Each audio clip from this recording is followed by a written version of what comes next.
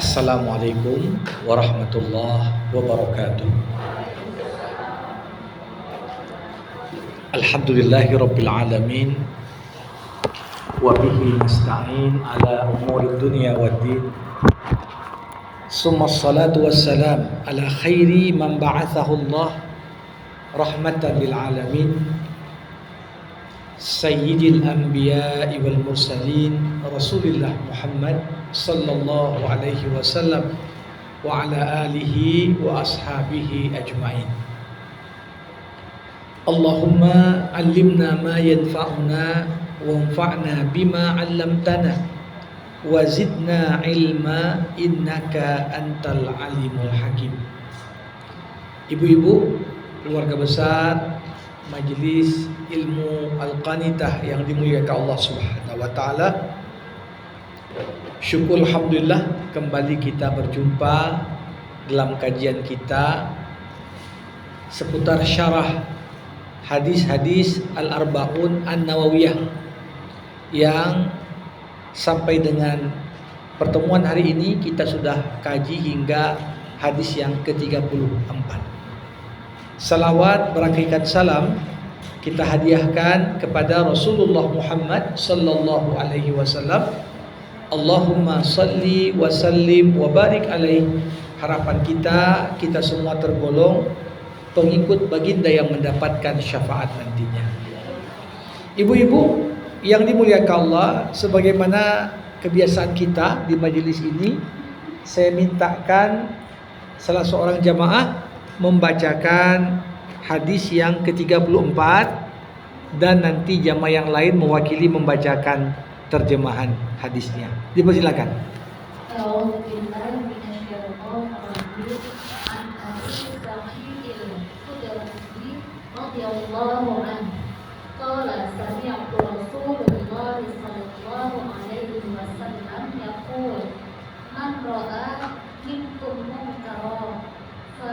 فليغيره بيده فإن لم يستطع فبلسانه فإن لم يستطع فبقلبه وذلك أضعف الإيمان رواه مسلم. Silakan yang lain membacakan artinya.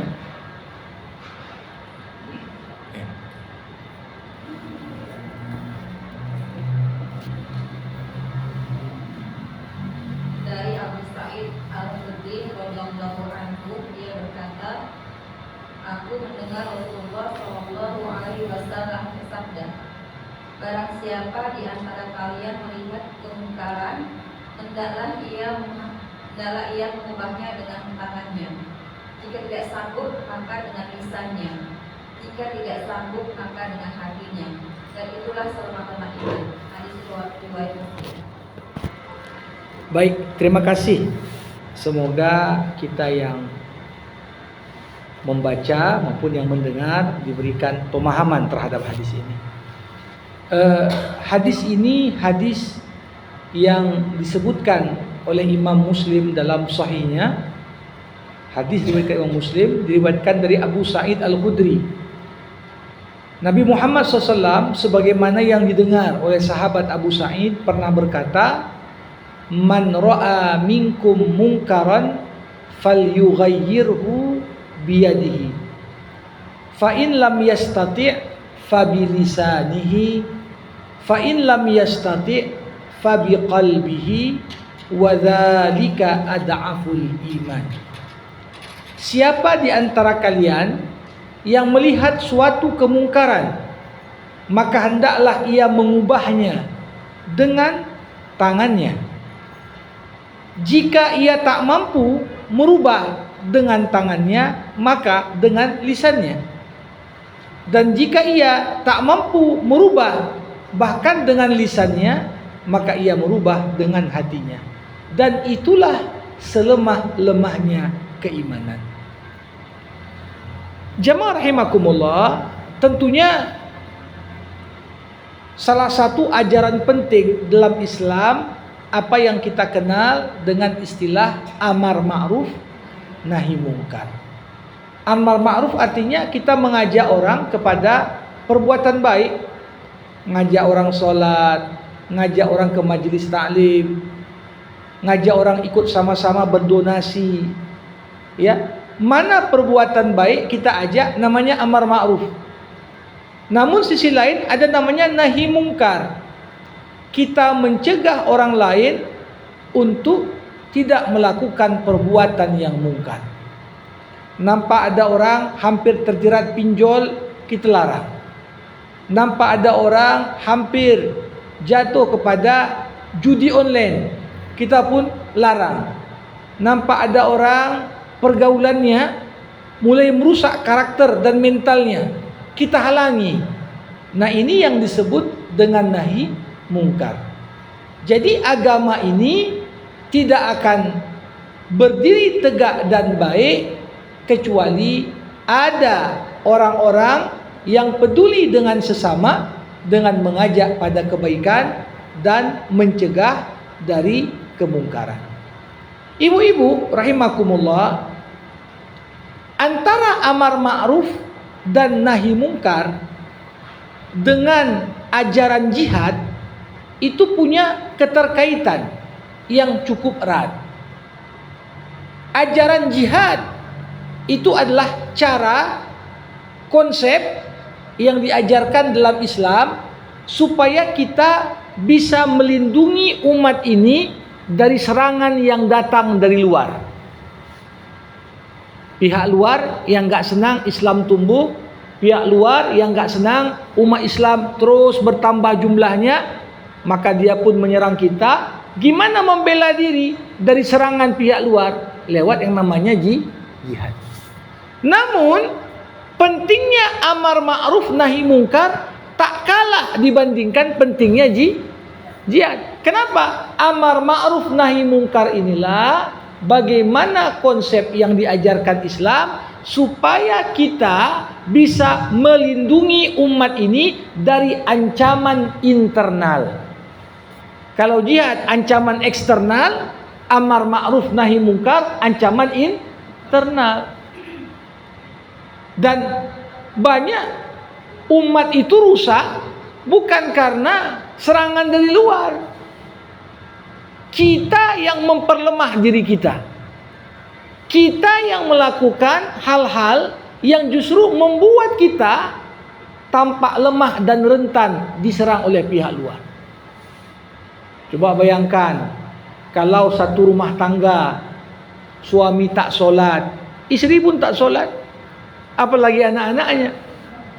Kalau satu perusahaan ya pimpinannya enggak kasih contoh keluarkan zakat supaya berkah, apalagi bawahannya. Kalau tidak ada yang saling mengingatkan, lama-lama perbuatan yang rusak dan bisa merusak sesama pun menjadi biasa. Makanya para ulama mengatakan sekiranya rukun Islam itu ada 6. Kita tahu rukun Islam ada berapa? 5. Sekiranya rukun Islam itu ada 6, maka rukun yang ke-6 jihad dan amar ma'ruf nahi mungkar.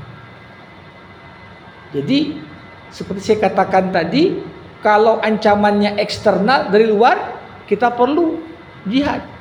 Tapi kalau justru yang membuat lemah diri kita sendiri adalah sesama internal umat Islam, ini tanda nggak jalan yang namanya amar ma'ruf nahi mungkar. Ibu-ibu, amar ma'ruf dan nahi mungkar sama-sama penting. Tapi secara persentase lebih banyak orang suka ngajak berbuat baik tapi kurang aktif dalam mencegah kemungkaran. Yang ngajak selawatan rame itu. Yang ngajak solat, perbaiki solat banyak itu. Yang ngajak pergi umroh dan haji banyak kali juga. Tapi belum tentu orang-orang yang ngajak kepada kebaikan peka ketika melihat ada kemungkaran terjadi di sekitar dan dia tergerak untuk menegur. Dia tergerak untuk mencegah. dia tergerak untuk merubah situasi dan kondisi yang ada. Kenapa?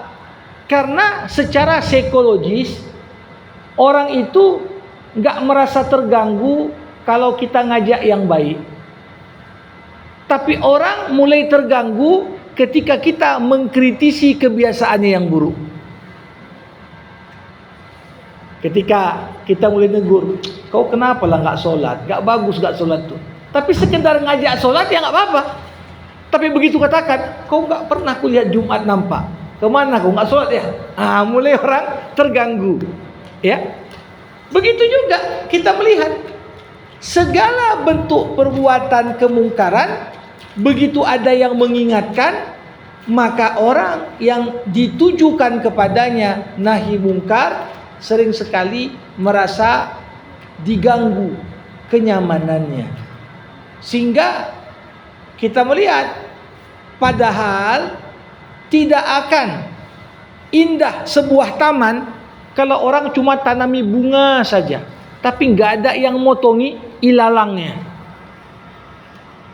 Coba kalau ada tanah, kita tanami bunga semua. Ini kita ibaratkan amar ma'ruf. Tapi lalang yang tumbuh nggak ada yang cabuti. Ya, sebagaimana mencabuti lalang saja tidak menanami bunga, itu juga tak membuat indah. Maka akhlak masyarakat pun tidak akan baik kecuali harus sinergi. Kita ajak orang berbuat yang ma'ruf dan kita cegah orang berbuat mungkar. Ibu-ibu, jamaah rahimakumullah, apa sebenarnya arti mungkar itu? Ada ayat, sesungguhnya solat mencegah perbuatan keji dan mungkar. Apa sih sebenarnya mungkar?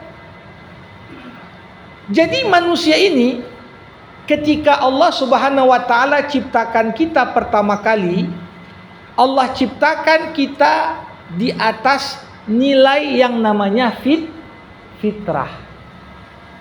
Kalau hati manusia ini tak terkontaminasi dengan lingkungan, tidak kotor dan rusak karena lingkungan, kita ini sangat sensitif. Hati ini begitu nampak ada orang bohong, langsung hati itu nggak simpatik sama dia. Begitu nampak ada orang sombong, hati langsung mengingkarinya. Sombong kali orang itu. Kalau ada orang pelit, langsung hati ini membencinya. Ini kalau hatinya masih terjaga kesuciannya. Tapi kalau hatinya pun mulai rusak, apa yang terjadi? Kadang-kadang ada orang pelit pun, nggak apa-apa lah, aku pun pelit juga kok. Kita tidak lagi mengecam perbuatan itu. Nampak ada orang bohong, kita mulai memaklumi. Ya, siapa zaman sekarang yang nggak bohong? Kita bilang, bohong kan bagian dari gaya hidup. Kita mulai cari pembenaran. Jadi sebenarnya kenapa segala yang buruk dan bertentangan dengan ajaran agama itu disebut mungkar? Segala yang buruk dan dilarang Allah dinamakan mungkar karena fitrah dan hati manusia yang bersih pasti mengingkarinya.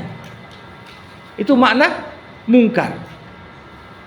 Jadi kadang-kadang gak perlu untuk jadi seorang muslim supaya kita misalnya bela orang-orang yang menjadi korban genosida di Gaza.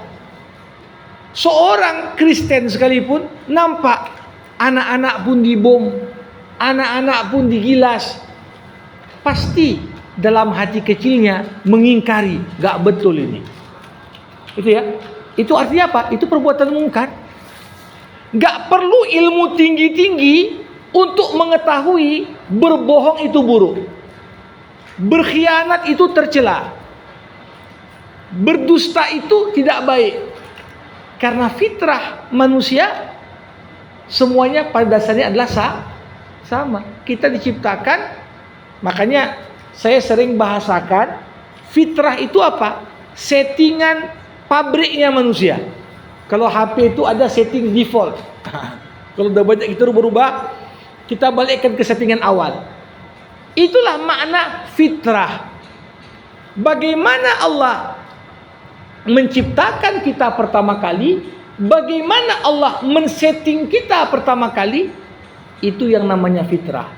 Dan segala apa yang bertentangan dengan fitrah, pasti hati manusia akan mengingkarinya. Kita nggak terima, kita nggak senang, kita mau memberontak. Nah, jadi sebenarnya kalau kita perhatikan secara konsep, ma'ruf, hal yang baik disenangi hati, mungkar, hal-hal yang buruk dibenci oleh hati. Tapi jamaah rahimakumullah, walaupun hati manusia ini condong pada yang baik, begitu kita bersedekah, hati kita senang. Gak perlu dipuji pun senang kita ketika mampu berbagi. Ketika kita bantu, ada seorang lansia mau nyebrang, gak kenal kita bantu. Selesai, dia ucapkan terima kasih ataupun gak, dalam hati kita bahagia kita. Ini sesuatu yang baik. Tapi ketika kita nipu orang, kita rampok harta orang, atau kita eksploitasi orang lain, dalam hati kecil ada perasaan bersalah. Dalam hati kecil ada pengingkaran. Gak betul buat begini, gak pantas kita buat begitu. Itulah hakikatnya yang namanya mungkar. Jadi istilah mungkar, istilah yang sangat luas sekali cakupannya. Semua yang tidak diterima dan diingkari oleh hati yang bersih, jiwa yang suci, fitrah yang suci, itu semua masuk dalam kategori kemungkaran. Dan sesuatu yang bertentangan dengan perintah Allah namanya mungkar. Gak sholat dia, mungkar. Gak tutup aurat dia, mungkar. Gak bayar hutang dia padahal mampu, mungkar. Ya, itu semua. Ingkar janji dia, mungkar. Karena hati kita juga tidak suka dan pastinya menolak hal tersebut. Nah, hadis yang tadi dibacakan berfokus kepada bagian kedua, bukan pada amar ma'rufnya, tapi pada nahi mungkar. Bagaimana kita mencegah orang lain berbuat kemungkaran?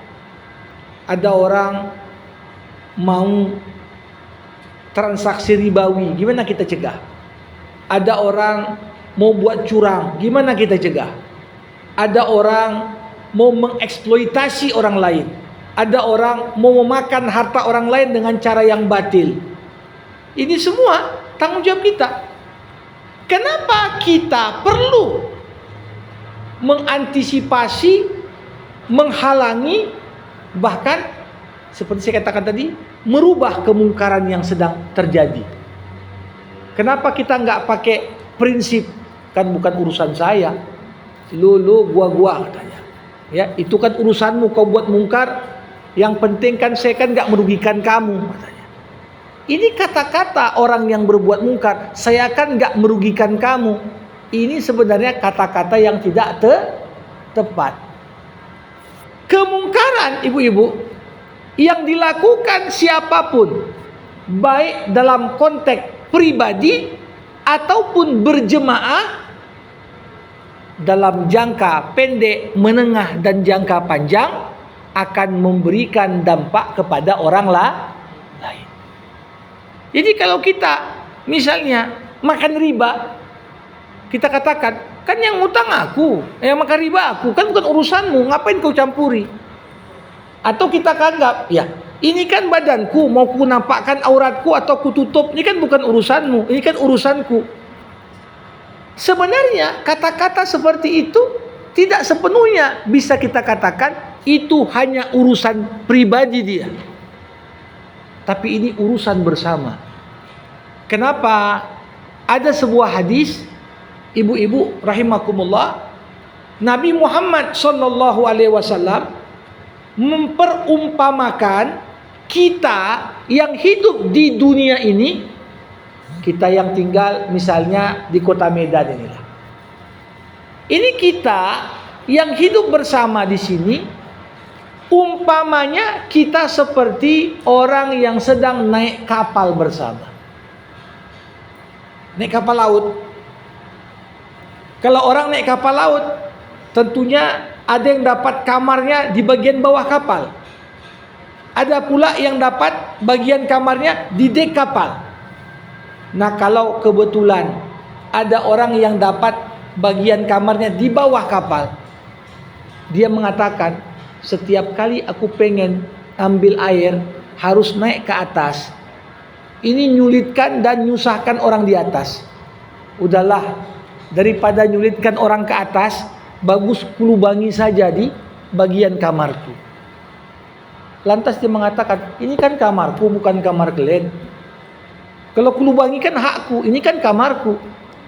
Sekiranya yang di bagian atas tahu ada penumpang mau melubangi kapal, walaupun di bagian kamarnya sendiri, tapi semuanya acuh tak acuh. Udahlah, itu kan urusan dia, kamar dia yang mau dilubangi.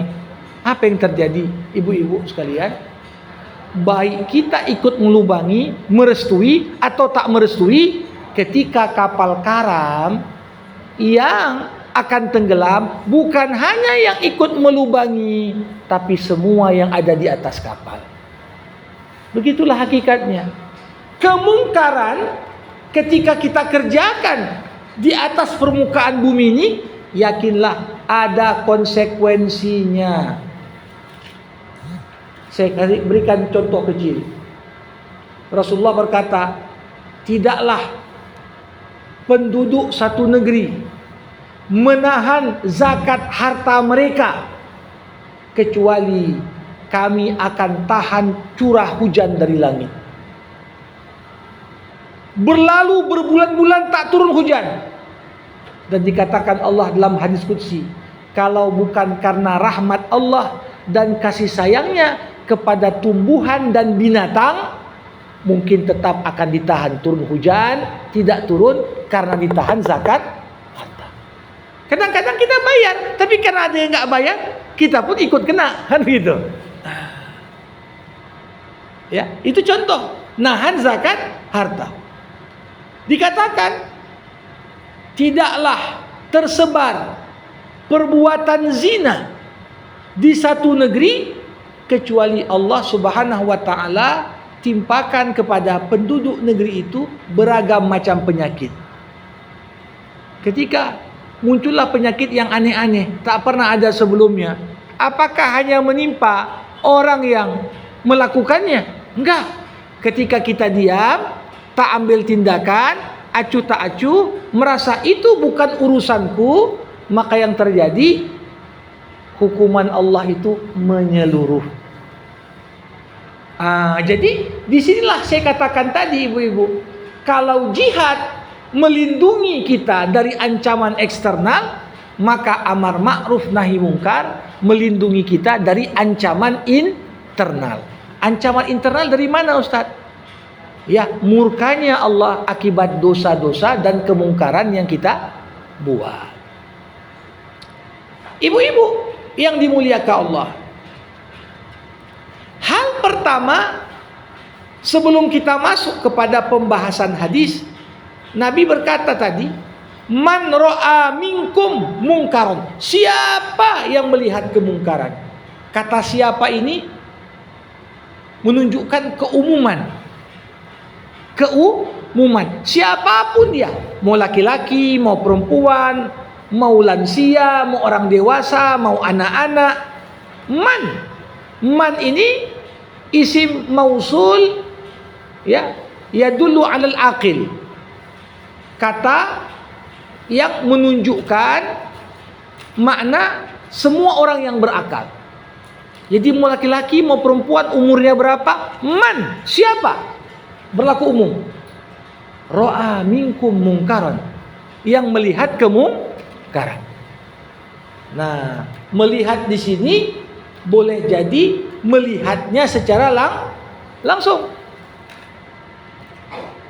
Artinya kemungkaran itu dibuat depan mata dia. Dia ada di sana. Kalau orang melihat kemungkaran dan dia tak buat apa-apa, dikatakan dalam hadis yang Nabi yang lain, as-sakitu 'alal munkar kasyaitanil akhras. Orang yang mendiamkan kemungkaran dilakukan di depan matanya, tapi dia diam dan tidak ambil pusing, ini sama seperti setan yang bisu. Setan yang bisu. Jadi dengan kita tak berbuat apapun, dianggap kita ini menyetujui. Sering sekali kan diamnya itu tanda setuju ya. Walaupun kadang-kadang pasariawan diam juga dia. Walaupun gak setuju. Tapi biasanya orang kalau gak setuju berbicara, menyampaikan. Tapi ketika kita diam, nampak mungkar, diam saja.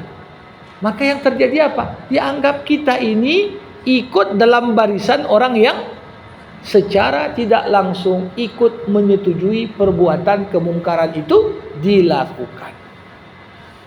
Nah, disinilah ada 3 tingkatan yang diajarkan oleh hadis Rasulullah yang tadi kita bacakan.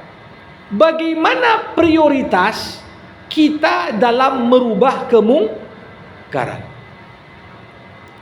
Prioritas paling tinggi, paling penting, paling kuat apa? Falyughayyir biyadih. Maka hendaklah dia merubah kemungkaran itu dengan tangannya. Tangan di sini ibu-ibu bisa kita artikan dalam arti yang sebenarnya. Tangan kita, apakah kita pukul, apakah kita didik dengan tangan, atau tangan diartikan dalam makna metaforis. Tangan adalah simbol kekuasaan. Tangan adalah simbol kekuasaan. Coba bayangkan seorang wali kota atau bupati atau gubernur atau menteri atau bahkan presiden, tahu dia ini ada bisnis yang gak betul, ada yang gak betul, merugikan negara, mengancam nyawa generasi penerus bangsa.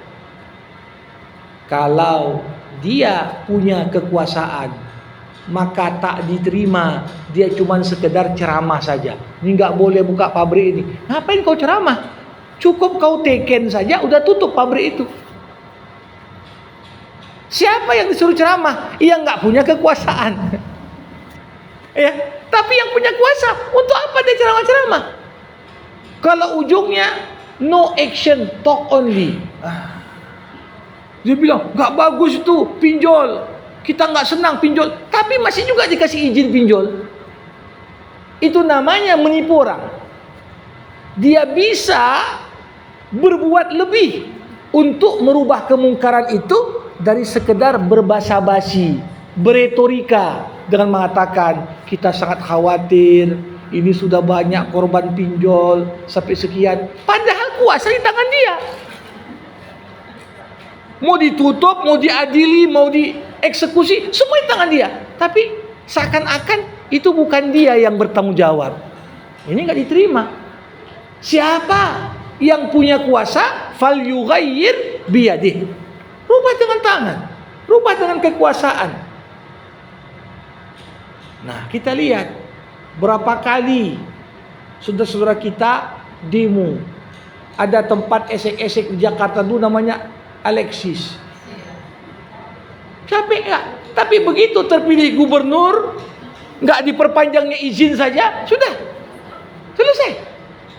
Satu tanda tangan lebih kuat dari ribuan orang demo. Ini namanya merubah kemungkaran dengan tangan. Teken dia, atau dibuatnya surat instruksi, atau dibuatnya peraturan. Berapa banyak kemungkaran itu bisa dirubah kalau punya kekuasaan. Ibu-ibu, ini kalau kita lihat tidak diterima merubah kemungkaran hanya dengan kata-kata kalau dia mampu untuk merubahnya dengan tangannya. Karena inilah level tertinggi dari merubah suatu kemungkaran.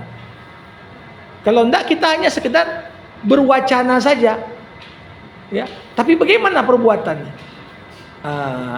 Jadi dengan kebijakan, polisi yang dibuat, peraturan perundang-undangan yang dibuat, izin yang dibuat, itu semua mudah kali kemungkaran itu dapat dihilangkan.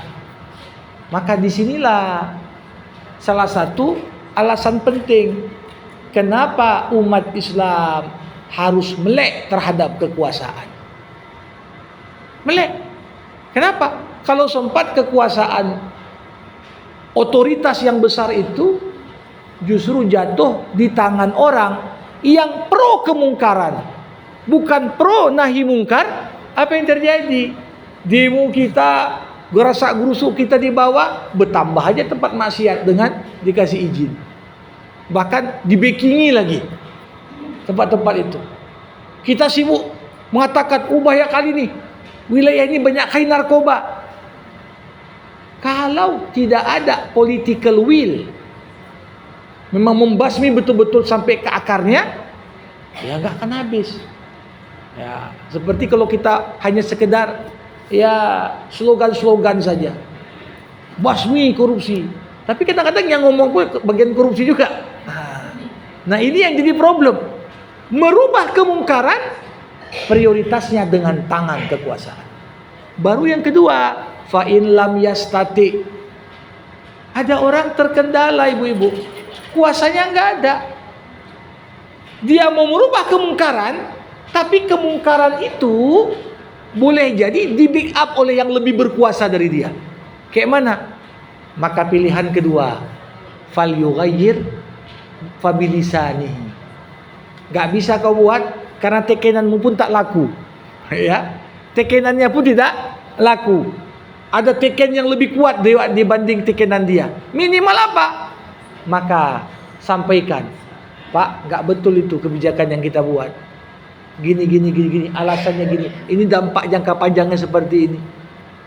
Makanya kita lihat, jamaah rahimakumullah, beda antara undang-undang dengan fatwa MUI. Undang-undang itu sifatnya apa? Mengikat. Begitu orang tak laksanakan, bisa kena hukuman. MUI keluarkan ratusan bahkan ribuan fatwa. Orang tak kerjakan pun gak punya tentera MUI itu nangkapi orang. Ini cuma bilang saja, ini hukumnya haram. Ya terserah kami lah mau pakai ini.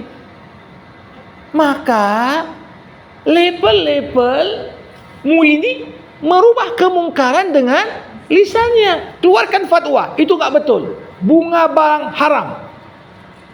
Tapi kalau merubah kemungkaran dengan lisan pun tak mampu dia. Janganlah kita bilang haram, bahaya nanti katanya. Muncullah fatwa-fatwa yang disetir. Nauzubillah. Jadi setelah kekuasaan tidak mendukung merubah kemungkaran, minimal dengan ucapan verbal, sampaikan. Umat ini tak pernah kekurangan orator. Orator gak pernah kekurangan. Nah, tapi seberapa besarlah dampak orator kalau dia pun tak punya kekuasaan? Dia hanya paling-paling menanamkan awareness, kesadaran di tengah orang. Gini enggak betul. Tapi kita hanya ngomong saja, enggak bisa kita buat. Tapi jamaah rahimakumullah, kalau sekedar bicara pun tak bisa, maka masuk pilihan yang ketiga, itulah level terendah dalam nahi mungkar, fabi qalbihi, maka ubahlah dengan hati. Gimana pengertian merubah dengan hati ini, ibu-ibu yang dimuliakan Allah? Merubah dengan hati maknanya kita harus tetap menanamkan keyakinan dan kesadaran dalam hati kita yang dibuat itu tak betul. Dan kita selama-lamanya akan menolak. Walaupun hanya dalam konteks diri sendiri. Kenapa? Ini dikatakan Nabi selemah-lemahnya iman. Kalau kemungkaran itu tak ada yang rubah, hati kita pun lambat laun mulai menerima kemungkaran tadi. Ini maknanya apa? Keimanan dalam kondisi kritis. Keimanan dalam kondisi kritis. Kenapa? Lambat laun kita pun akan mengatakan, ya nggak apa-apa lah itu, semua orang buat kayak gitu juga nya. Kita tidak lagi menganggap yang salah itu salah. Justru kita mulai membenarkan yang biasa, bukan membiasakan yang benar. Kau dibilang, kenapa dibuat begini? Ini kan nggak betul secara aturan. Udah biasanya gitu Pak. Udah biasanya gitu Kak. Jadi di sini makna yang begitu penting tadi, hierarki dan tingkatan yang perlu kita pahami untuk merubah satu kemungkaran. Pertama, dengan kekuasaan, biyadih.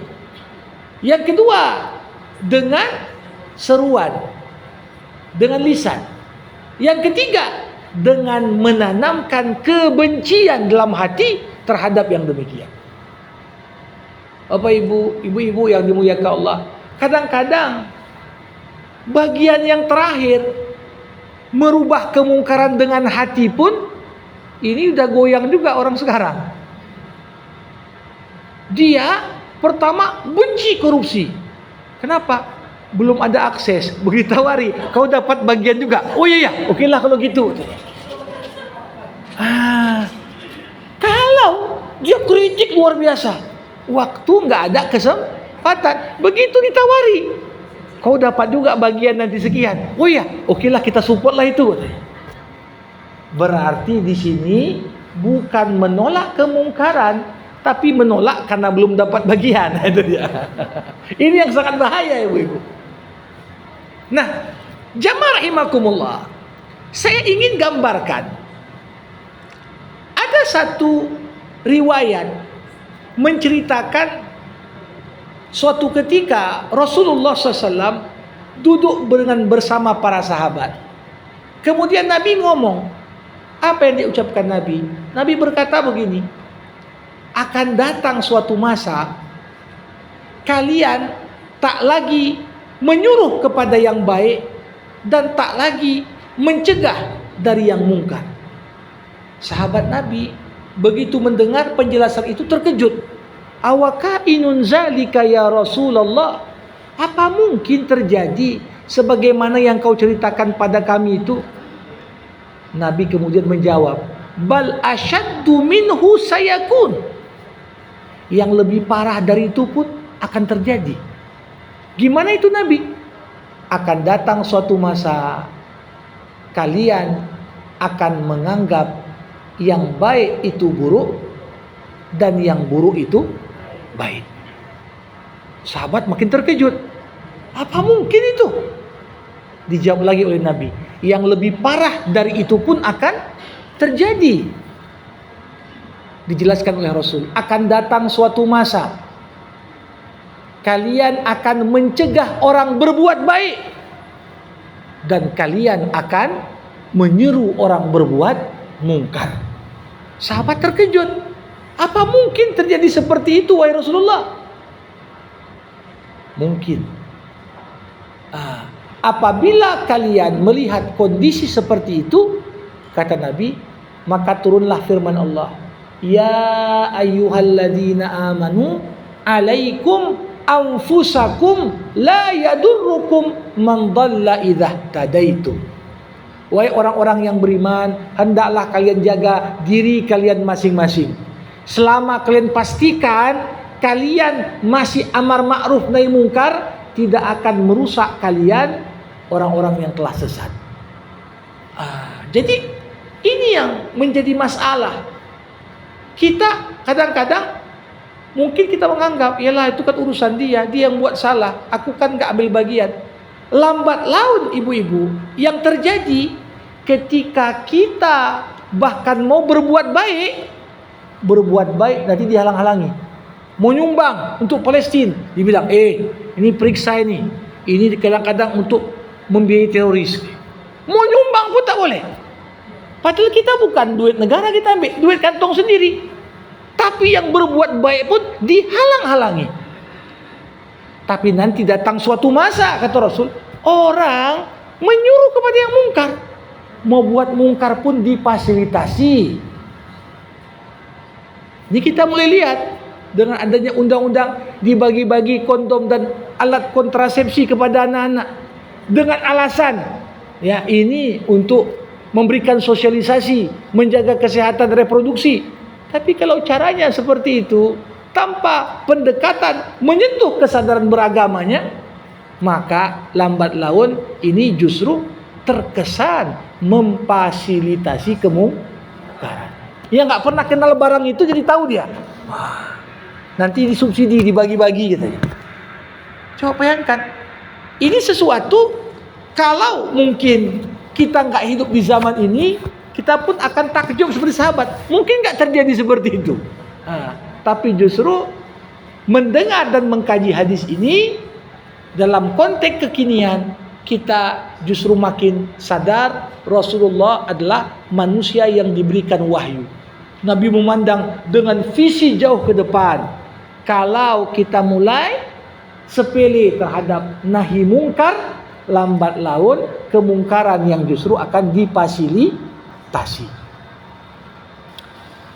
Nah, ibu-ibu, jamaah rahimakumullah, bagian yang penting terkait hadis ini, apa karakter? Apakah semua orang ini layak nahi mungkar? Walaupun kata-kata man, saya katakan tadi, siapa? Ini sifatnya umum. Tapi siapa yang ingin sukses dalam mencegah perbuatan mungkar, dia perlu menghiasi dirinya dengan beberapa sifat penting. Pertama apa? Mau mencegah orang lain berbuat mungkar, kuncinya harus ada sifat ikhlas. Kita mau ngajak orang kepada kebaikan, mencegah orang dari berbuat kemaksiatan dan kemungkaran, kuncinya pertama ikhlas. Saya tak bosan untuk terus mengulang-ulang. Sesuatu ucapan yang keluar dari hati yang ikhlas akan mudah masuk ke dalam hati yang ikhlas. Tapi kalau orang ngomong ada kepentingannya, sepandai apapun dia ngomong, nggak masuk ke dalam hati orang ikhlas. Ya, jadi ikhlas ini kunci. Nggak pandai kali pun ngomong dia, tapi berangkat omongannya itu dari hati yang tulus dan ikhlas. Tiap kata yang kita dengar bergetar hati kita mendengar. Keikhlasan. Ya, yang kedua apa? Kunci amar ma'ruf nahi mungkar harus ada ilmu. Makanya di zaman ilmu agama menjadi dangkal, di situ pula akan marak kemungkaran, tidak ada yang mencegah. Kenapa? Karena kita pun tak tahu itu mungkar rupanya. Rame-rame nengok imam masjid Istiqlal cium kening paus. Aku pun mau cium juga lah katanya. Ya, kalau dia tak tahu hukumnya. Jadi kadang-kadang kita ini menganggap sesuatu yang gak pantas pun jadi pantas karena gak punya ilmu. Jadi ilmu itu penting sekali bagi kita untuk mencegah kemungkaran. Kemudian yang ketiga apa? Kunci dalam nahi mungkar ini adalah memiliki hikmah kebijaksanaan. Hikmah kebijaksanaan. Jadi tahu memilih kata yang baik, timing yang tepat, ya, cara yang cocok. Ini semuanya hikmah. Enggak semua orang diberikan hikmah. Kadang-kadang yang kita ucapkan betul, tapi belum tentu baik. Pengertiannya apa? Cocok dan memberikan dampak. Kemudian termasuk perlu nahi mungkar pun dengan kelemah lembutan. Ini kata kunci. Kita ketika nampak orang berbuat salah, harus kita tunjukkan, aku ini menghukummu. Kita seorang ibu, nampak anak kita udah di atas 10 tahun, tak sholat, kita hukum. Penting untuk kita tekankan, kita ini menghukum bukan karena benci, tapi justru mak tak rela kau nanti dah besar, biasa kau nggak sholat. Jadi cara lemah lembut menyampaikan, walaupun mengingkari kemungkaran, itu harus nampak. Kesan itu adalah lemah lembut. Karena kalau kita melakukan yang baik secara kasar, orang akan berpaling dari kita. Ya, betul pun yang kita buat, tapi caranya kasar, orang akan menjauh. Kemudian sabar. Nahi mungkar ini perlu sabar, ibu-ibu. Kenapa perlu sabar? Ya, tentunya pasti ketika kita ganggu zona nyaman orang lain, dia akan merespon dengan balasan yang tidak mengenakkan hati. Mungkin dia balas dengan kata-kata yang kasar, bahkan mungkin ya nomor kita pun diblokir. Mungkin pun dia biasanya jumpa menyapa, sekarang tiba-tiba buang muka. Itu harus kita siap menerima konsekuensi. Sabar itu, ya.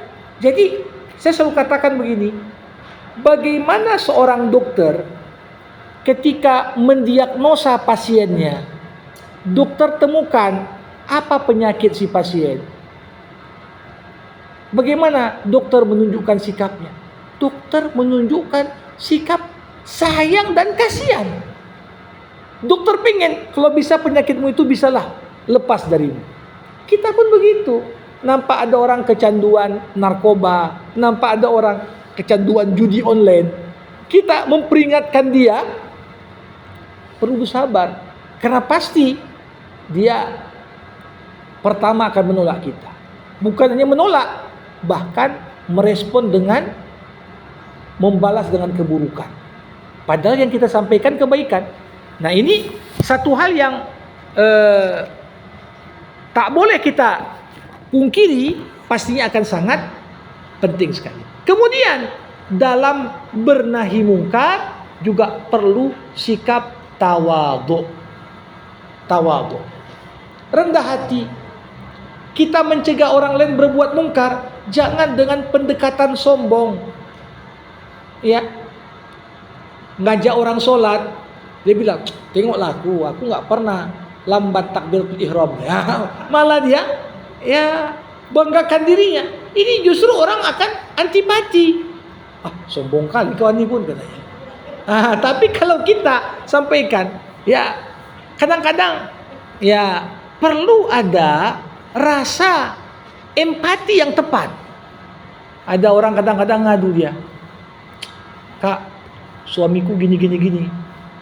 Dibilangnya pula, alhamdulillah suamiku gak kayak gitu. Ini kan namanya gak empati sama orang. Tapi perlu disabarkan. Jadi bukan hanya kita sabar, tapi menularkan kesabaran kepada orang lain. Itu bagian dari tawadhu. Walaupun kita tahu kita gak seperti itu, tapi minimal kita kasih semangat lah sama dia. Jangan patahkan. Ya. Jadi ini makna tawadhu.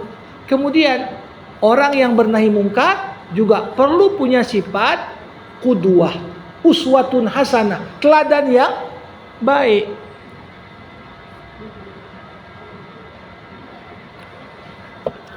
Ibu-ibu, saya selalu katakan, satu perbuatan jauh lebih efektif dari 1000 perkataan. Satu perbuatan. Kadang-kadang seorang ayah bilang sama anaknya, nak jangan merokok. Mungkin satu hari 10 kali, tapi hidupkan rokok depan anaknya dia. Apa yang terjadi? Gugur semua perkataan itu, gara-gara keteladanan yang tidak baik. Jadi begitu juga, jangan kita larang orang, jangan kau pinjol. Rupanya dia pun pinjol juga. Ini nggak bisa. Atakmurunan nasa bil birri wa tansawna anfusakum. Kau nyuruh orang berbuat baik, tapi kau sendiri nggak berbuat baik. Jadi sebelum kita mengajak orang, mencegah orang berbuat mungkar, PR kita gimana? Gimana aku kasih contoh. Jadi kita ubah dulu diri kita supaya itu menjadi penyemangat kita untuk juga ikut merubah orang lain. Kemudian dalam nahi mungkar kuncinya juga adalah good listening. Mendengar, pendengar yang baik. Ya, kenapa? Kadang-kadang orang berbuat kemungkaran itu ketika kita ingatkan curhat pula dia. Gini. Aku sebenarnya nggak suka begini, tapi kayak mana lah? Gini. Panjang curhat dia. Perlu juga kita sabar, mendengar. Oh ya. Dan selalu pembicara yang baik adalah pendengar yang baik. Tahu kita ngomong apa setelah kita tahu mendengar. Tapi kalau kita aja yang mau ngomong, orang lain nggak boleh ngomong, ini pasti ya pembicaraannya tak baik. Jadi termasuk sifat mencegah kemungkaran ya harus menjadi pendengar yang baik. Kemudian yang ke-9, keberanian. Nah, ini nggak kita tawar ini. Begitu diancam sedikit langsung dia mundur, nggak bisa. Nahi mungkar harus siap berani. Ya. Karena ini ya saya katakan tak kurang dampaknya itu lebih kecil dibanding dampak jihad itu sendiri. Bisa dibenci orang. Ya, Nabi Muhammad sendiri berapa kali ada ancaman pembunuhan pada dirinya. Kenapa? Apa Nabi mengambil uang mereka? Enggak, cuma nasihati, melarang mereka sembah berhala. Tapi orang yang dilarang nggak senang. Gimana kita lenyapkan Muhammad? Ini harus keberanian. Dan yang terakhir, perlu sekali dalam mencegah kemungkaran kita punya sikap mulia dan dermawan. Generosity, karam, orang yang mulia, dermawan. Nah, karena kalau orang yang ngajak mencegah kemungkaran pelit, payah juga itu. Ya, kenapa? Ibu-ibu, ketika kita menjadi pribadi yang dermawan, itu menjadi kunci pertama kita membangun hubungan emosional dengan orang yang mau kita ajak. Mau kita ajak, oke, sini dulu, yuk kita ngopi dulu, ku traktir dia. Jangan ngajak, nanti ku yang bayar kopinya ya. Dari awal ya pelit. Nah ini payah untuk kita masuk. Kadang-kadang kita harus siap. Makanya dikatakan dalam sebuah hadis, kau mampu menjadi perantara sampainya hidayah pada seseorang lebih berharga daripada dunia beserta segala isinya. Kenapa? Karena ngajak orang pun perlu modal juga itu. Perlu modal. Kita mengajak orang, ya. Jadi karena orang itu paling mudah diajak masuk, mudah diajak bertobat, diajak masuk Islam. Itu ketika kita siap membantu dia. Ya. Ini data Mu'alaf Center Sumatera Utara dari awal 2024 sampai awal September ini sekitar 135 orang sudah masuk Islam. Kalau ditengok itu latar belakangnya itu beda-beda, tapi disatukan satu hal, rata-rata semua punya masalah ekonomi. Kadang-kadang kita bantu dia uang sekolah anaknya, oh sudah dalam sekali itu pengaruhnya. Oh baik kali Islam rupanya gini. Ya. Tapi kalau seorang mau merubah kemungkaran, tapi dia pun payah keluar modal. Nah, ini juga menjadi hal yang sangat menentukan. Nah, Ibu-ibu yang dimuliakan Allah, ada beberapa prinsip. Prinsip bagaimana kita mencegah kemungkaran. Jadi mencegah kemungkaran itu ada ilmunya tersendiri. Enggak sembarang aja kita merubah kemungkaran. Pertama, kita harus mampu memahami tingkatan kemungkaran dan prioritas apa yang harus diingkari. Tahu, memahami timbangan kemungkaran, dan paham prioritas apa yang paling perlu untuk diingkari.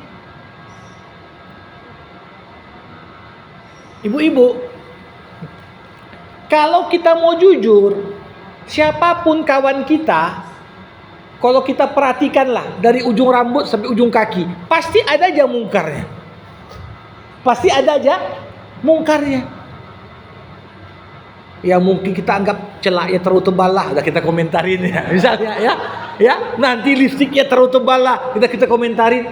Tapi pertanyaannya, masa kita disibukkan dengan mungkar yang kecil, tapi mungkar yang besar malah kita biarkan? Ini namanya orang yang tak tahu prinsip mencegah kemungkaran. Ya. Jadi ada prioritas. Apa penyakit yang paling penting diingkari? Nah, ini kadang-kadang, maksud jauh-jauh, ada orang ngomentari yang pakai cadar, tapi mendiamkan yang keluar nggak pakai pakaian. Nah itu kan, jangan jilbab, bajunya pun seperti nggak pakai. Kita sibuk apa hukum cadar ini, padahal yang mungkar lebih mungkar banyak. Ini namanya orang nggak ngerti prinsip.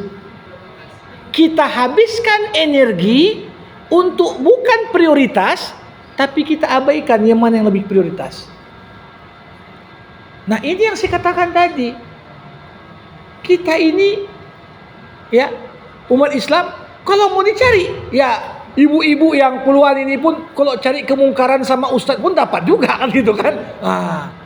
Tapi ini justru namanya cari musuh, bukan cari koalisi untuk sama-sama bernahi mungkar.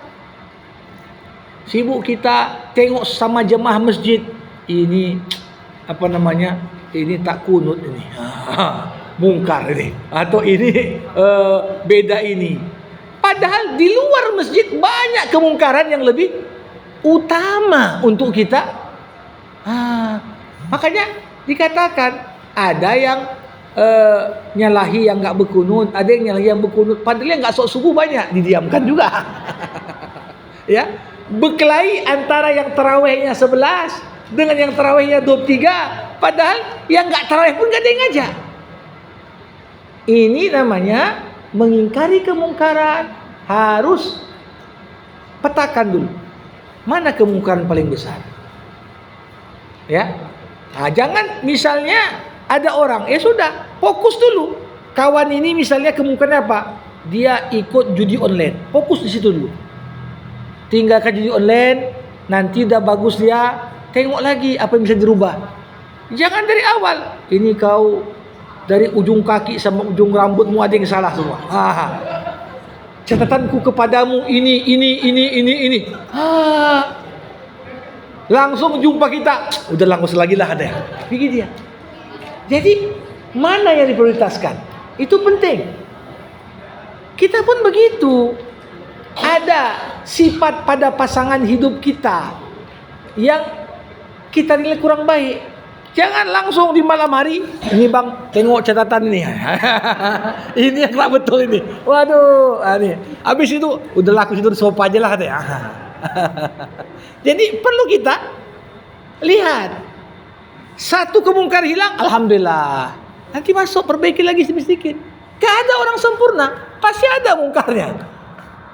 Ya, Bahkan nanti orang akan balas lagi. Kita buat catatan, dia pun bilang, aku pun punya catatan juga tentang kau katanya. Sehingga akhirnya apa? Bergeser. Gak lagi tujuannya memperbaiki, tapi buka aib. Itu gak baik. Yang kedua, prinsip dalam nahi mungkar itu bertahap. Pertama, tahu prioritas. Yang kedua, bertahap. Gak mungkin orang berubah itu hanya sehari semalam. Enggak. Kita mau jangan dia merokok. Apa langsung begitu dia merokok besok jangan merokok? Enggak. Tapi kurangi dulu bungkus rokoknya. Lambat laun dia bertahan sedikit, lama-lama dia tinggalkan. Ketika turun ayat Quran pertama kali tentang khamar, enggak dilarang khamar pertama. Cuma Allah mengatakan, kalau kau makan anggur gitu aja, bagus. Kalau kau buat menjadi minuman keras, ya sudah. Tapi nggak disebut kata bagus, berarti nggak bagus lah itu. Kemudian diatur, jangan kau sholat, sedangkan kau masih efek mabuk. Artinya apa? Terpaksa dibatasi mabuk. Mabuk hanya boleh sebelum subuh, dari mulai ba'da isya sampai sebelum subuh. Karena kalau mabuknya di pagi hari gak mungkin kerja, dibatasi. Lambat laun turun lagi ayat, ya, tinggalkan minuman keras. Baru orang tinggalkan. Nah, jadi begitu juga kemungkaran itu gak mungkin sekaligus langsung kita bersihkan. Bertahap. Orang yang tak sabar mau semuanya berubah sekaligus, ibu-ibu, ada rumusnya. Perubahan yang cepat ini condong tak bisa bertahan lama. Tapi orang bertahap sampai terbentuk sebuah kebiasaan baru, lebih mampu bertahan. Yang ketiga, jangan cari-cari kesalahan-kesalahan orang. Misalnya nampak si fulan, belum nampak kemungkarannya. Oh, coba kita investigasi dulu. Yang perlu diingkari adalah kemungkaran yang nampak. Itu dia. Misalnya masuk kamar dia sendiri buat kemungkaran, itu urusan dia sama Allah. Tapi ketika dia buat kemungkaran, dipostingnya pula di Instagram, dipostingnya di TikTok, itu kemungkaran yang dipromosikan. Itulah target kita. Mengingkari kemungkaran yang dipromosikan. Tapi kalau dia buat kemungkaran di mana? Di kamar mandi sendiri atau di kamar, tak ada yang tahu, itu urusan dia sama Allah. Kita pun gak disuruh-suruh. Cobalah jadi mata-mata intelijen ya. Coba dulu mengulik dulu. Apalah salah si fulan ini. Ini tidak betul. Sampai menyadap HP-nya misalnya, biar tahu kesalahannya apa. Itu tidak. Kita nggak disuruh seperti itu. Ya. Nah, kemudian kunci dalam mengingkari kemungkaran adalah memilih waktu yang tepat untuk mengingkari kemungkaran. Jadi timing ingkarul mungkar ini penting kali. Waktunya cocok enggak? Nah, para hadirin, manusia yang hatinya itu masih baik, begitu siap berbuat kemungkaran, pasti muncul penyesalan. Kenapalah aku buat begini? Itu timingnya cocok tuh. Begitu dia nampak galau, masuk kita dengan bahasa yang baik. Jangan langsung menghakimi, menjadi pendengar yang baik. Coba rubah sedikit demi sedikit, bertahap. Ya. Tapi ada waktu-waktu ketika orang berada di lingkungan yang mendukung kemungkaran, kadang-kadang dia makin termotivasi buat mungkar. Kita nasihati pun makin ditolaknya. Tengok waktunya. Nah, kemudian sebaik-baiknya mengingkari kemungkaran adalah mengingkari dalam keheningan. Paling bagus mengingkari mungkar itu kapan? Bicara empat mata. Para hadirin, mengingkari kemungkaran jangan dipahami mempermalukan orang. Jangan. Kalau orang salah tapi dia merasa dipermalukan, sebagus apapun nasihat itu dia akan tolak. Tapi kita coba bicara empat mata. Ini yang tahu cuma aku aja. Gini. Ah udah. Lebih mudah dia akan meninggalkan dibanding pas di podium pula. Si Fulan ku tengok buat kayak gini, nggak boleh gitu. Ah ini nggak boleh, mempermalukan orang namanya. Mempermalukan orang. Kadang-kadang orang yang mau berbuat baik pun ketika dipermalukan balik lagi jadi jahat dia. Ini psikologi orang, ya. Nah, kemudian penting sekali dalam mengingkari kemungkaran pakai neraca kebaikan dan keburukan. Ibu-ibu, jangan ingkari kemungkaran kalau pengingkaran itu justru menimbulkan kemungkaran lebih besar. Tapi kalau kita hitung, ini kalau penasihati berubah dia seburuk-buruknya kayak gini, ya udah. Selama apa yang kita proyeksikan itu mungkin kebaikannya lebih besar, buat. Tapi kalau kita duga, kalau kularang dia begini, nanti justru malah begini. Ternyata dampak akibat buruknya lebih besar. Jangan buat. Artinya apa? Timingnya belum tentu cocok. Waktunya belum tentu cocok. Biarkan dulu. Bukan berarti kita membiarkan dia buat mungkar, tapi kita sedang melihat waktu yang tepat supaya lebih tepat sasaran merubah kemungkarannya. Dulu ada seorang ulama berjalan bersama muridnya di saat ibu kota Islam Damaskus itu diserang oleh tentara Mongol, tentara Tatar. Tentara Mongol ini mabuk-mabukan di pinggir jalan. Lewatlah ulama tadi sama muridnya. Muridnya bilang, "Tuan guru, kenapa enggak kita larang mereka mabuk?" Dibilang sama gurunya, "Biar aja mereka mabuk, daripada nanti enggak mabuk malah bunuh kita." Jadi ini kadang-kadang harus tahu kita, kalau seorang larut dalam kemungkaran tapi bisa meredam kemungkaran lebih besar, biarkan aja dia berbuat mungkar untuk mencegah kemungkaran lebih besar. Tapi kalau kemungkaran itu kalau nggak dicegah malah buat kemungkaran lebih besar lagi, disitulah kita perlu untuk mencegah. Nah, jadi sangat logis dan rasional ajaran Islam. Apapun yang kita mau buat, perhatikan terpenuhi nggak karakter orang yang mau bernahi mungkar pada diriku. Siap nggak kita dengan 10 sifat tadi? Atau yang kedua, prinsip-prinsip nahi mungkar udah cocok nggak? Kalau sudah cocok, barulah kita melakukannya. Ini saya kira apa yang dapat diringkaskan, karena kalau mau kita kaji panjang ini 2 pertemuan pun masih ada sisa juga. Tapi saya kira hal-hal paling pokok tentang nahi mungkar dan tata cara, prinsip serta sifat yang dibutuhkan dalam mencegah kemungkaran sudah kita bahas di kesempatan berbahagia ini. Ini yang dapat saya sampaikan. Kita buka diskusi. Yang mau bertanya, berkomentar, dipersilakan. Silakan.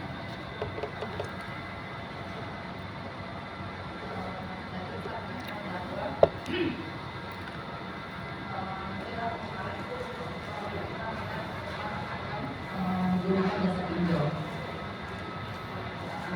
Tetapi kalau misalnya seseorang ini sudah menggunakan jasa pinjol, dalam kondisi dia sudah sangat terpaksa sekali, dan kita hadir di situ untuk mengatasi masalahnya. Apakah itu tidak termasuk dalam jihad atau kita perbuatan amar ma'ruf nahi munkar? Itu yang pertama. Yang kedua, Ustaz, di luar tema sedikit, kita kan sering berdoa menggunakan kata Allahumma firli dan Rabbil firli. Itu apakah dengan makna yang berbeda ya Ustaz? Terima kasih. Ya. Baik. Ada lagi yang ketiga? Silakan.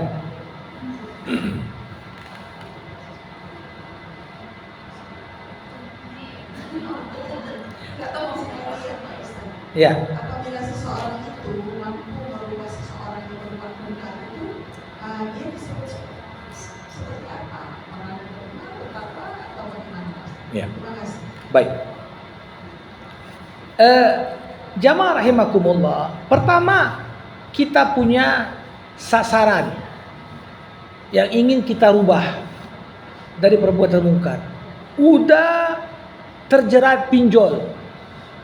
Nah, kita coba hadir memberikan solusi, mencoba membantu dia dari jerat pinjol tadi. Selain kita bantu dia keluar, sambil kita sadarkan dia, jangan kau jatuh lagi kemari. Udah capek kali dirimu dengan pinjol nih. Nah, apa ini termasuk nahi mungkar? Ya. Nahi mungkar jangan pahami cuma ngomong aja. Orang terjerat riba, kita bantu sampai lepas dari jerat riba, tapi kita tanamkan kemudian sama dia, ingat ya, jangan kau jatuh lagi nih. Kalau perlu kau bergabung ke timku, ingatkan orang lain yang jadi korban riba ini, supaya lebih kuat kita. Boleh, itu cuma termasuk nahi mungkar. Ya. Kemudian orang yang nahi mungkar ini disebut apa? Dalam bahasa agama ini disebut muslih. Ada kata soleh, ada muslih. Soleh ini baik untuk dirinya. Muslih baik untuk orang lain. Dia perbaiki orang lain. Yang suka mungkar diperbaiki jadi benci kemungkaran. Yang lambat berbuat baik dia perbaiki jadi terdepan dalam berbuat baik. Namanya muslih. Muslih. Tadi tema yang di luar tadi apa? Bisa diingatkan lagi sedikit? Agak. Oh ya, beda Allahumma dan Rabbana. Kalau di terjemahan ya artinya sama. Tapi kalau kita coba gali lebih lanjut, Allahumma itu maknanya ya Allah. Kalau Rabbana, wahai Rabb kami. Rabb itu apa? Rabb itu mengandung 4 arti. Ya Rabbana artinya apa? Wahai Tuhan yang memiliki kami. Jiwa kami, badan kami, semua milikmu ya Allah. Yang kedua, Rabbana artinya wahai yang mendidik kami. Karena kata Rabb dia ambil dari akar kata tarbiyah, pendidikan. Jadi Allah ketika kasih nikmat sedang mendidik kita. Ketika Allah kasih ujian sedang mendidik kita. Ya. Arti kata Rabb juga yang mengatur urusan hidup kami. Kemudian yang keempat, Rabb artinya ya muslih, yang memperbaiki hidup kami. Jadi kalau dilihat dekatnya itu mana? Kata Rabb. Makna itu sangat, karena makna tercakup bukan hanya Allah sebagai tempat kita menggantungkan harapan, karena kata ilah yang darinya terbentuk kata Allah itu artinya tempat kita menggantungkan harapan. Sedangkan kata Rabb pemilik, pendidik, pengatur, yang memperbaiki. Jadi kalau kita berdoa penekanannya pada makna Kaulah yang punya hidup kami, yang ingin perbaiki kami, gunakan kata Rabb. Kalau hajat kita begitu besar sama Allah, gunakan kata Allahumma. Nah, itu dia. Baik. Silakan. Ya. Udah. Ya, silakan. Apa mic-nya? Tolong. Ya.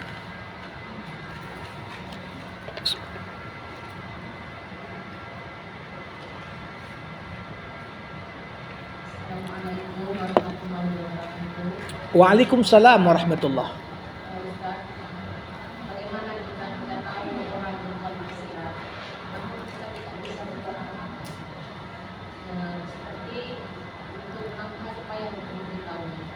Dan kedua, apa hukumnya bagi mereka yang berbuat maksiat atau berzina itu pada bulan Ramadan dan bersiapkan? Itu aja Ustaz. Ya. Assalamualaikum warahmatullahi wabarakatuh. Waalaikumsalam. Ibu jamaah rahimakumullah, orang yang berbuat maksiat kita ada situ, tapi kita tak bisa buat apa-apa. seminimal-minimalnya tak bisa buat apa-apa itu ingkari dalam hati. Ingkari dalam hati. Apa bentuk konkretnya? Tahu kita orang buat maksiat, kalau perlu kita buat dia merasa tidak nyaman dengan kita jaga jarak sama dia. Biasanya kawan ini dekat, ini kok jaga jarak? Biar dia tahu. Ya aku jaga jarak, aku nggak bisa bilang apa-apa. Cuman kalau berbuat terus maksiat, ya aku juga mau melindungi diri. Itu bentuk kebencian kita terhadap kemaksiatan. Caranya apa? Ingkari dengan hati, benci perbuatan itu, jaga jarak supaya orang yang melakukan merasa yang dibuatnya itu nggak benar. Orang jaga jarak dari dia gara-gara perbuatannya. Nah, kalau berzina di bulan Ramadan, logikanya ya, menggauli pasangan yang sah saja di siang hari Ramadan itu bukan hanya membatalkan puasa, tapi juga kena kafarat. Padahal itu pasangan yang halal. Konon lagi ketika dia kotori kesucian Ramadan dengan berzina. Maka satu hal yang perlu untuk kita pahami, di momen-momen Allah berikan kesempatan dilipat gandakan pahala. Kalau berbuat baik harus diingat, di momen itu juga Allah lipat gandakan dosa kalau berbuat buruk. Lailatul Qadar kalau berbuat baik seperti beramal soleh, beribadah 1000 tahun, 1000 bulan, maaf ya, 1000 bulan. Nah, kalau pas Lailatul Qadar dia sedang berzina misalnya, itu macam berzina 1000 bulan juga. Karena udah dikasih kesempatan buat baik kok malah buat buruk, kan begitu. Nah, jadi tentunya berzina adalah perbuatan dosa besar. Dan tidak akan diampuni dosa ini kecuali dengan taubat. Dengan taubat. Nah, jadi ini cukup untuk menggambarkan perbuatan itu, apalagi dibuat di bulan Ramadan. Yang jelas perlu dia berkafarat juga selain dia bertaubat karena menodai kesucian bulan Ramadan. Demikian. Ya. Silakan. Baik, ya. Oh ya, baik. Jamaah rahimakumullah. Karena waktu juga sudah mendekati asar, kita padakan sampai di sini. Alhamdulillahirabbil alamin, hamdan yuwafi ni'amah wa yukafi'u mazidah. Ya Rabbana lakal hamdu kama yanbaghi li jalali wajhikal karim wa li 'azimi sultanik. Allahumma shalli ala sayyidina Muhammad wa ala alihi wa sahbihi ajma'in. Allahumma 'allimna ma yanfa'una wanfa'na bima 'allamtana wa zidna 'ilma. إنك أنت العليم الحكيم ربنا ظلمنا أنفسنا وإن لم تغفر لنا وترحمنا لنكونن من الخاسرين اللهم أرنا الحق حقا وارزقنا اتباعه وأرنا الباطل باطلا وارزقنا اجتنابه اللهم اجعل جمعنا هذا جمعا مرحوما وتفرقنا من بعده تفرقا معصوما ربنا آتنا في الدنيا حسنة وفي الآخرة حسنة وقنا عذاب النار وصلى الله على سيدنا محمد وعلى آله وصحبه أجمعين والحمد لله رب العالمين. Terima kasih. Assalamualaikum warahmatullahi wabarakatuh.